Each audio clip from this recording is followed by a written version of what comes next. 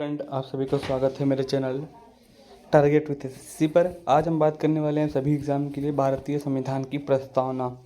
तो फ्रेंड, आज प्रस्तावना की बात करने वाले हैं। हम लोग देखेंगे कि प्रस्तावना में क्या क्या इंपॉर्टेंट फैक्ट हो सकते हैं, और प्रस्तावना आप अगर एक बार यहाँ से पढ़ लेंगे दोबारा आपको पढ़ने की ज़रूरत नहीं पड़ेगी। तो चलिए फ्रेंड, शुरू करते हैं वीडियो। ये है भारतीय संविधान की उद्देशिका, जो हम आपको एक बार पढ़ के सुना देते हैं कि इसमें क्या लिखा हुआ है। प्रस्तावना है जिसमें हम भारत के लोग भारत को एक संपूर्ण प्रभु संपन्न समाजवादी पंथ निरपेक्ष, आप लोग इसे पढ़ लीजिएगा फ्रेंड। चलते हैं सीधा इम्पोर्टेंट फैक्ट की तरफ। तो फ्रेंड, प्रस्तावना आखिर है क्या?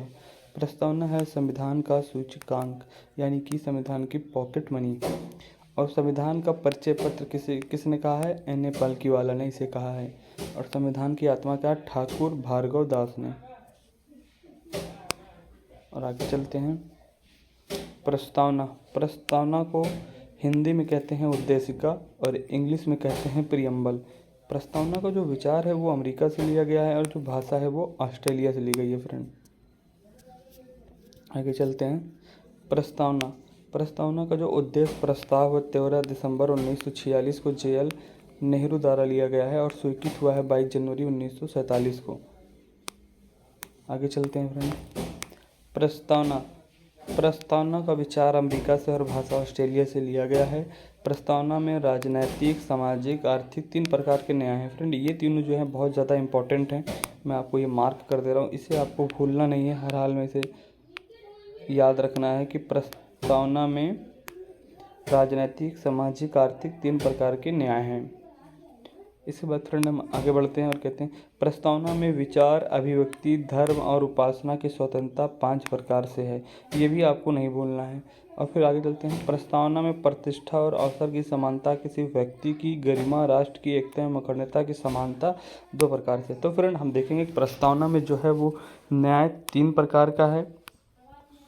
न्याय 3 प्रकार से है और जो इसमें स्वतंत्रता है वो 5 प्रकार से है। 5 प्रकार की स्वतंत्रता ये है कि विचार, अभिव्यक्ति, विश्वास, धर्म और उपासना की स्वतंत्रता।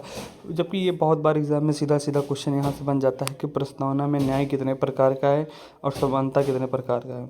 और प्रस्तावना जो लागू हुई थी फ्रेंड, वो लागू हुई थी 26 नवंबर 1949 को। और इसका जो प्रस्ताव आया था वो जवाहरलाल नेहरू द्वारा उद्देश्य प्रस्ताव 13 दिसंबर 1946 को आया था JL नेहरू द्वारा। फिर आगे चलेंगे, देखेंगे समाजवादी प्रस्तावना में केवल एक बार संशोधन हुआ है। 42वें संविधान संशोधन 1976 के तहत इनके तहत 3 शब्द जोड़े गए थे। पहला जो जोड़ा गया था वो समाजवादी, दूसरा पंथ निरपेक्ष और तीसरा अखंडता। ये बहुत इंपॉर्टेंट फैक्ट है, एग्जाम में बहुत बार पूछा गया है। आपको ये याद रखना है कि 42वें संविधान संशोधन के तहत 1976 में 3 शब्द जोड़े गए थे, समाजवादी, पंथ निरपेक्ष और अखंडता। फिर आते हैं PIL का मतलब होता है पब्लिक इंटरेस्ट लिटिगेशन, यानी कि जनहित याचिका। और फ्रेंड, बहुत बार ये पूछा जाता है कि PIL के जनक कौन है? जनक हैं PN भगवती। फिर देखिए, इसमें एक वाद होता है। जो पहला वाद होता है वो शंकरी प्रसाद वर्सेस भारत संघ 1951 में। इसके तहत कहा जाता है कि प्रस्तावना संविधान का अंग नहीं है। फिर जो दूसरा वाद होता है वो होता है केशवानंद भारती वर्सेस केरल राज्य 1973 में। इसके तहत प्रस्तावना संविधान का अंग है और इसमें संशोधन किया जा सकता है।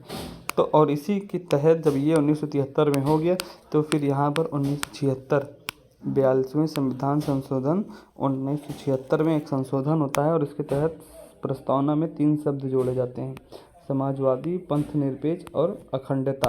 3 शब्द जोड़े जाते हैं। तो फ्रेंड, ये था हमारा कुछ इम्पोर्टेंट फैक्ट जो प्रस्तावना से हमें पढ़ना था। तो फ्रेंड, उम्मीद है कि छोटी सी वीडियो है लेकिन प्रस्तावना का क्वेश्चन इससे बाहर नहीं जाएगा।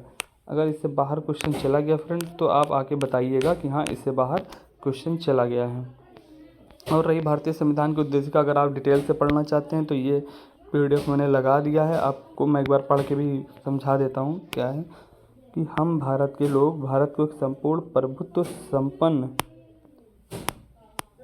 संपन्न पंथ निरपेक्ष गणराज्य बनाने के लिए समस्त नागरिकों को सामाजिक, आर्थिक और राजनीतिक न्याय। देखिए 3 प्रकार के न्याय की बात हुई।